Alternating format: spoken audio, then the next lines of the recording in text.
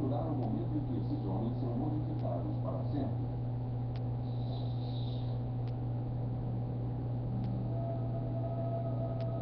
Parece que ele atravessa as paredes, as portas trancadas, que foram fechadas por medo, e então fica entre eles. De repente, Jesus está entre eles. Jesus pode se mover numa dimensão que nós não podemos. Ele se move no tempo. Nós estamos restritos ao espaço. O tempo, para ele, é o espaço. Acho que estou tendo alucinações. Acho que não dormi o suficiente nos últimos dias.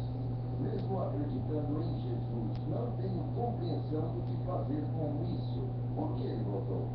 Deus nos diz, através da ressurreição de Jesus, que o corpo importa, o mundo físico importa. Isso redime o mundo material. Essa aparição do Cristo ressuscitado é vista como um ponto de mudança na história dos 40 dias. E ele diz: que a paz esteja convosco.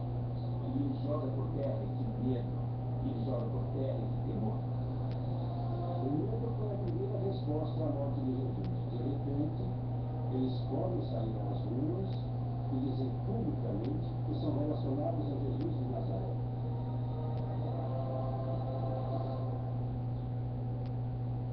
Resta um discípulo ainda a ser convencido: Tomé. Ele não estava presente no cenáculo, e a história só descreve todos os fatos em meados do século XX. Uma descoberta arqueológica no deserto egípcio em 1945 revela uma versão controversa e chocante do Jesus Cristo ressuscitado.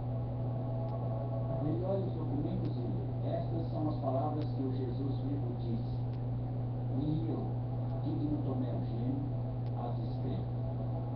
Quem puder compreender o significado dessas declarações não vivenciará a morte. No esforço de investigar os 40 dias entre a ressurreição e a ascensão, a imagem retirada dos lugares de Turim se mantém fundamental na visualização das aparições de Jesus Cristo.